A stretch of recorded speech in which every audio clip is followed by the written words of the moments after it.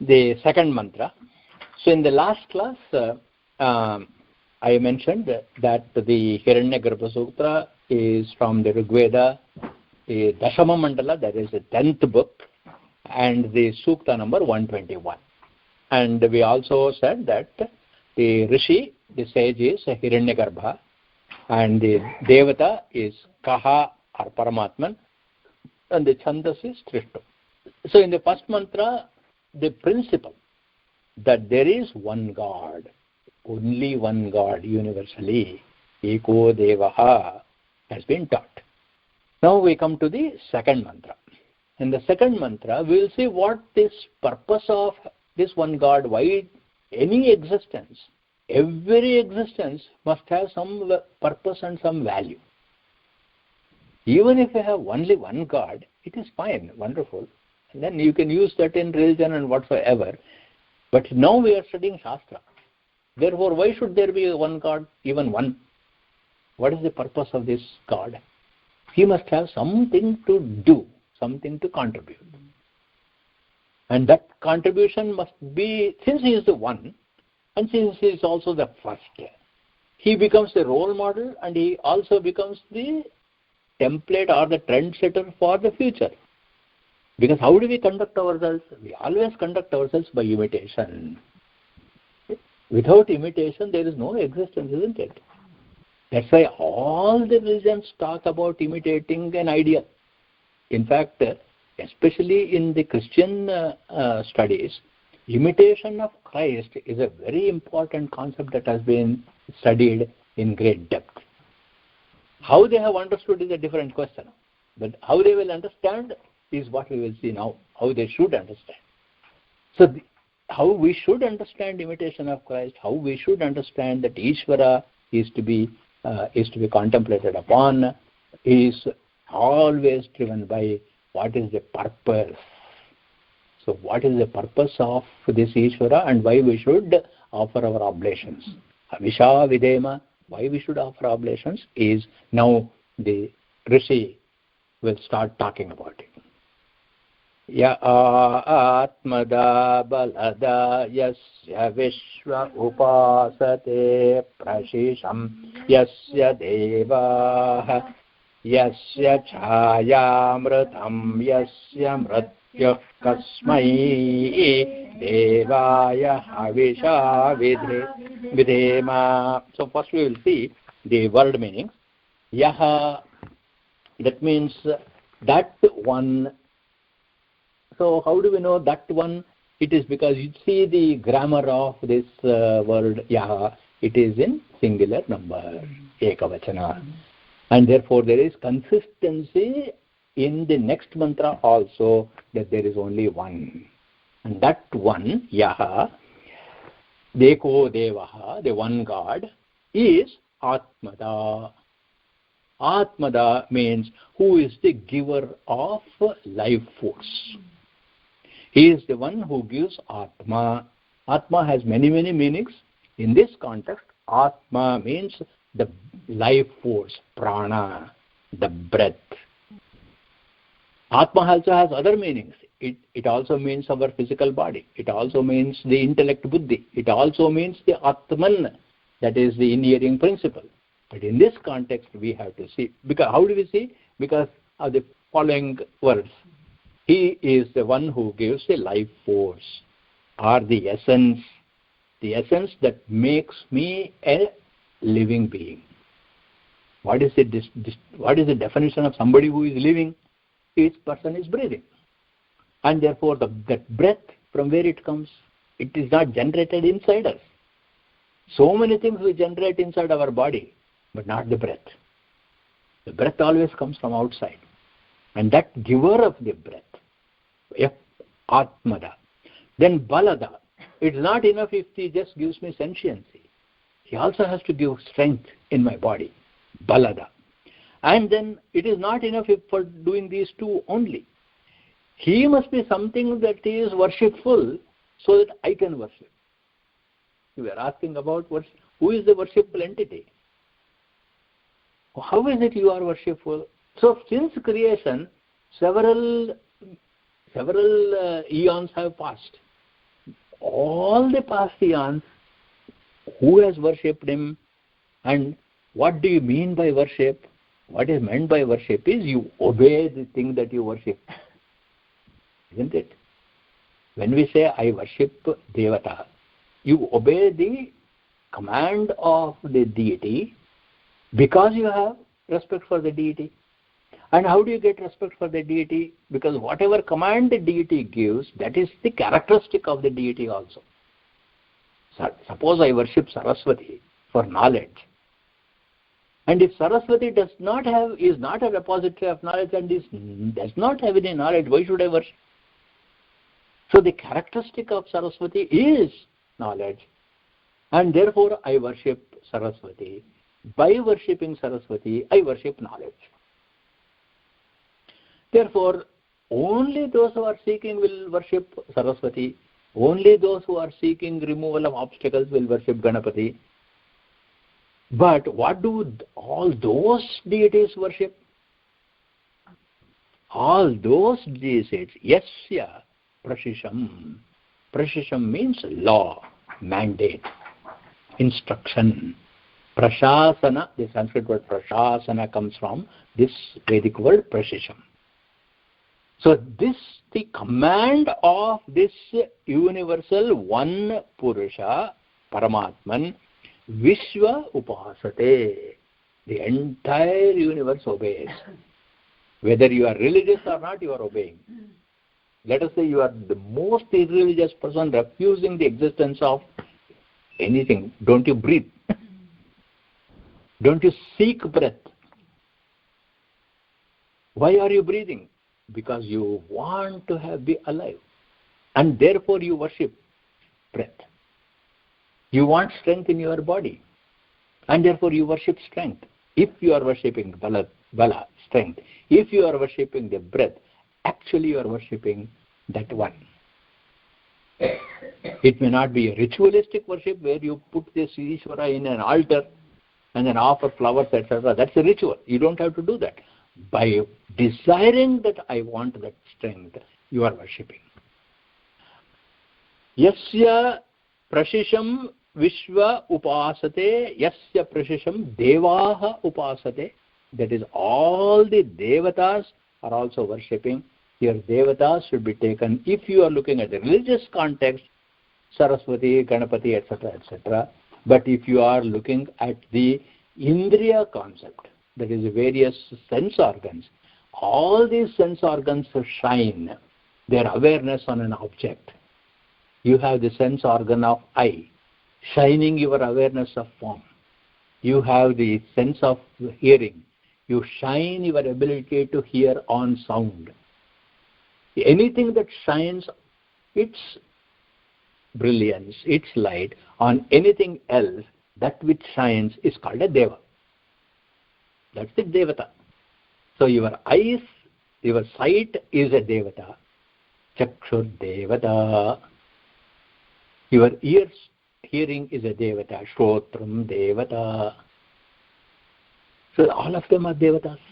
What all of them are looking for? Eyes want to have their acuity to see things. Our ears want to have their sharpness of hearing. The sharpness of hearing, the acuity in my sight, the movement of my limbs, all of these things are related to strength, bala. And this strength is possible only when there is prana or the life force.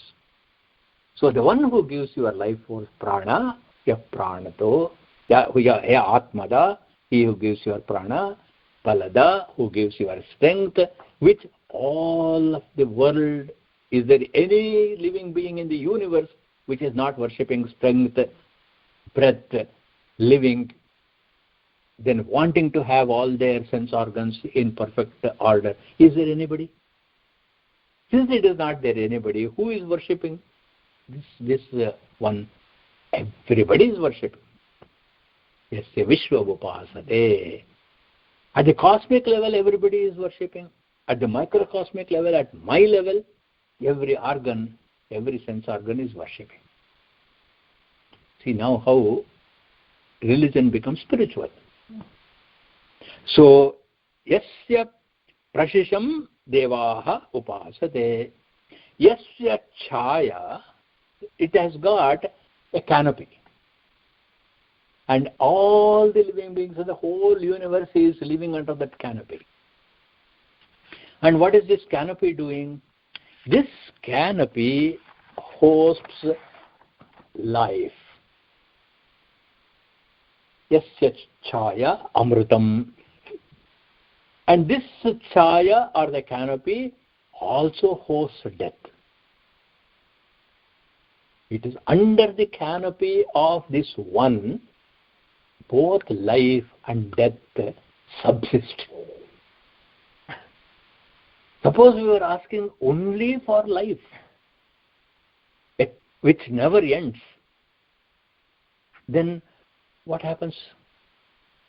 The process of giving, whenever there is a process of giving, there also has to be a return. So we take the Atma, we take the Prana, we take the Bala, we take all these things, and then we have to give it back also. So when we give all of these back, then what happens? There must be somebody to receive. And that giver and the recipient, both of them must happen under the umbrella of this one. Yasya chaya amrutam yasya mrityuhu. To that one, we offer our oblations. Just as birth and living is a great boon and blessing, equally death is also a blessing. Because if death were not there for all living beings, just for a moment imagine, if some suffering happens to any one of these devatas, and that becomes very, very acute, then living becomes extraordinarily difficult. There is a very important purpose for both life and for death. Because Bhartrahari is saying, here we are given all these abilities for a greater purpose. What is the greater purpose? You assemble all these things for me. Yushmat Sangha Vashopajata. With this body, with this mind complex which has been assembled because of your canopy of grace. All of these have come together. I have used this in a proper way, Sukrita. So because I have used it for the good of everything and everybody, always, by doing that, what happened? In my awareness, Sparas Puran Nirmala Jnana, there was a light and a flash of lightning and illumination of pure knowledge. And once you have achieved that pure knowledge, when the body is strong, when you have the prana, when these are there, why should I have these instruments? What's the purpose? The basic purpose of why we have the instrument is done. Therefore, the instrument is obsolete. And therefore, I should really give it back also. So what happens? It takes away the primordial fear of death. Whereas the real thing we have to fear is that of birth, not of death. Isn't it? Because what is birth giving us? It gave us some power, it gave us some prana, it gave us some bala, it gave us all these indriyas, but it also gave us sukha dukkha. Isn't it? And by giving this sukha dukkha, what is it? We are constantly toggling between some excitement and some disappointment, some excitement and some disappointment. How can this happen eternally? At some point of time, we have got to develop the discrimination or viveka, and we have to develop the renunciation called vairagya. So Adi Shankara says, prarabdhaya samarpitam svavapuhu ityesha manesha mama. Once I have achieved this knowledge and this wisdom, then I surrender my body to prarabdha karma. And I will not let myself go into any level of disappointment or depression. Any depression that a person feels is because of there is lack of jnana. So we must go back to the drawing board to bring out why am I here? And I am under the canopy of this Ishvara. And this resolve that this body, this bala, this energy, this prana is a great gift of Ishvara. And that the purpose of giving this Ishvara is for the sake of this light of knowledge, of the shining light of this knowledge, is called auspicious resolve. And therefore we call it as Shiva Sankalpa. Ya Atmada Balada Yasya Vishwa Upasate Prashisham Yasya Devaha Yasya Chayamritam Yasya Mrityuhu Kasmai Devaya Havisha Videma Tanme Manashiva Sankalpamastu.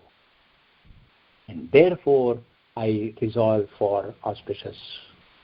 And as soon as you have the auspicious resolve, that is the true worship. That's a real Ishvara Upasana. And then, so the characteristic of Hiranyagarbha, by giving all these things, what do we derive from this? Number one, the one and its ability to give you Atma, Prana, Bala, what is the greatest gift it has given? First thing that it has given is my self-identity. Isn't it?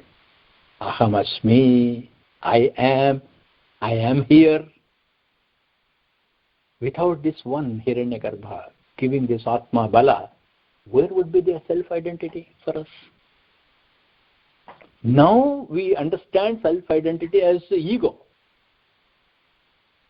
But what is self-identity? As self-awareness that is got by this viveka, by this discrimination, and therefore first purpose for which Hiranyagarbha created this universe is to give self-identity to every living being. Is there anybody who is not seeking self-identity? Religious, irreligious alike. One. Two. Vitality. When it says balada, and when we talk about vitality, we always talk about only physical vitality. It is not just being physically strong, it is having a mental stability called manasthairya. Physical ability is bound to reduce as the body is used, like any object. Isn't it? It wears out. Proportionately, the stability of the mind should increase. As our body becomes weaker and weaker, the manasthairya must go greater and greater. I think I shared with you, Dr. D.V. Gundappa, our guru, was when he was almost in deathbed, and then when Ralapalli Anantakrishna Sharma, another great scholar and musician, he came. Nannu palimpa nadachi vachitivo. How can you? Nannu palimpa nadachi vachitivo is a composition of Tyagaraja where he say, "You came walking to protect me." What mind can think of that at the time when he was about to die? That means at that point of time, his body was crumbling, but his manasthairya was, the stability of the mind was at peak. And the highest stability of mind is in Hiranyagarbha, so I want to worship him. To that Lord, Avisha Vidhema, because give me that mental strength, manasthairya. Number 3, the very existence of Hiranyagarbha gives sentiency to me. Conversely, am I sentient? What is the cause of this sentiency? Because as I said, just as I am not creating the breath from within me, isn't it? It's coming from outside. Even my self-awareness and sentiency also is not created by me. It is also something that I have got from this Hiranyagarbha. And therefore, the third important blessing of Hiranyagarbha, being there, being the first God, deciding to create this universe at the macrocosmic level and deciding to create me at the macrocosmic level and microcosmic level is to give me the sense of existence. Satta. Satta means the idea of existence and sentiency. Number 4. What all the sensory experiences do? All the sensory experiences are reflected in the mind. Isn't it? Suppose you touch an object, you have the sense of touch. Where is the sense of that I have touched this? Where is it reflected? It is not reflected in the skin. It is reflected in the mind. Those of you who are studying Yoga Sutra, please think about this. So it is reflected in the mind. This reflection of the experience in the mind is possible because of Hiranyagarbha. So we will worship him. Just imagine a life where there is no experience of any sensory organ. Life is felt as miserable, isn't it? So that I have, every time you touch something, you see something, think that it is because of Hiranyagarbha this is possible. This is actually religious life. This is actually spiritual life, where you are constantly walking with Ishvara. And number 5, the consciousness of the presence of Hiranyagarbha is living. It is not just merely breathing. It is not just merely my sense organs in the body is functioning that I am alive. I am alive when I am aware. Aware of what? Aware of Hiranyagarbha. That's why we always say a simple formula. You say Om Namah Shivaya. When you constantly say Om Namah Shivaya, what does it mean? It means I am aware of Lord Shiva with me all the time. Then you are alive. So where are you? How is it alive? Because the shadow of Hiranyagarbha is in your thought. Oh, Shiva, Shiva, Shiva. The shadow of that Yasya Chaya Amritam. So what is death? Death is the moment we withdraw our awareness of Hiranyagarbha. That is death. It is not the physical dying. That is the 5th important point. And the 6th important point is, this Deva is one and eternal. What does that mean? That is, all the 4 points I gave you, is that ability is lent to me by Ishvara and taken back, just as there is only one source of light and a myriad objects are reflected in that light. And therefore there is only one Devata who is eternal. So in short, what is this mantra instructing us? You realize that there is only one Hiranyagarbha, and that Hiranyagarbha is right within us, and every one of our experiences is because of the presence of this Hiranyagarbha. So Hiranyagarbha, therefore we call him as Purana Purusha also. Purana Purusha. Purana means ancient, but equally new. Pura api Nava. Therefore, we also call Ishvara as Purana Purusha. Then, so what is the benefit of all this study? As I mentioned again, first of all, Ishvara, who is within me and ever available to inspire me, gives me Atma Shakti. Atma Shakti and Atma Vishwasa leads to true faith. unshakable faith. Every other faith can be disturbed. Then, number 2, to show that this Hiranyagarbha is not an entity living somewhere in heaven. It's not God in heaven. It is something that is in me, making me what I am all the time. So the second thing is that I am is the second one. This is called as that I exist unquestionably. And then number 3 is the understanding that all my vitality and everything which is most essential for me is Ishvara's grace. When Ishvara Kripa is, then what is the thing that will happen to me? I have no ego whatsoever. Dissolution of Ahankara takes place. And fourthly, dissolution of Ahankara is expressed as I am an instrument of Ishvara. And therefore I become Nimitta Matra.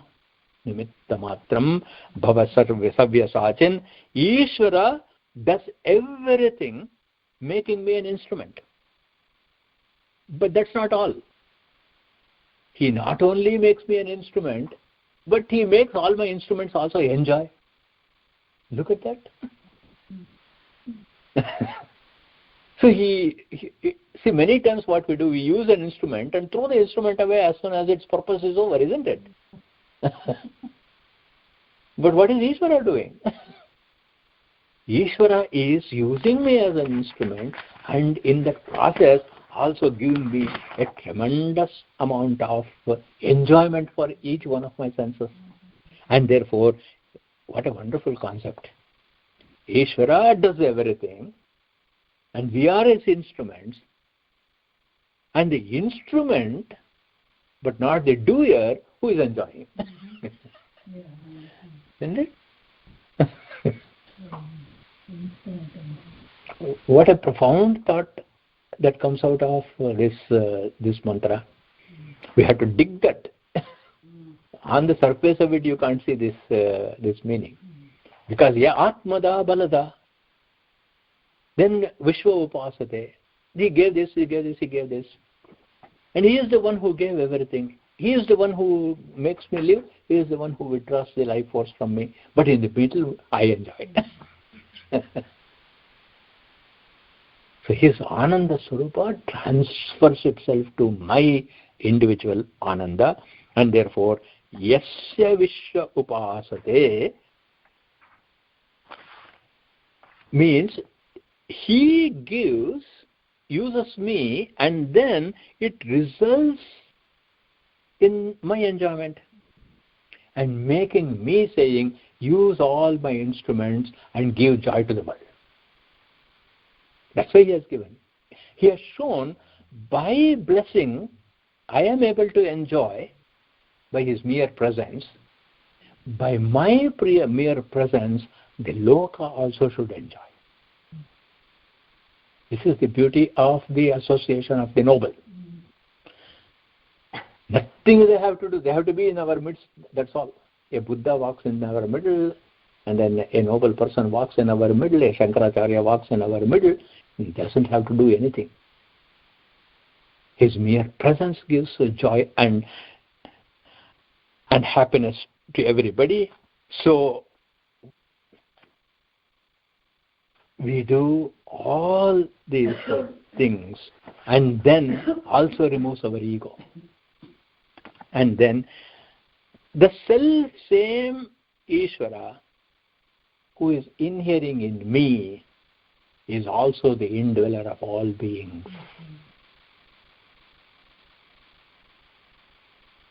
Yastu sarvani bhutani atmanyevana pashyati. But how to see? You see, in that Yastu sarvani bhutani doesn't tell us how. This mantra says how. Just as Ishvara reflects himself in me, makes me strong, etc., etc. Like that, he makes everybody likewise. So everybody is enjoying the world. So let me not by my conduct and behavior take away that joy. That's another concept that comes out here. So he is the shadow of both life and death. That means the affirmation that he is eternal. Isn't it? So what gives us the real security? Real security is only when we trust that which is self-secure. The only self-secure entity in the universe is Ishvara. You can, for the sake of your happiness, you can trust your family, you can trust the social infrastructure. For the sake of your comfort, you can trust food and it's a beauty of its taste. You can trust on all that. You can trust the government that it will protect you, but none can give you this security that Hiranyagarbha, that Ishvara can give.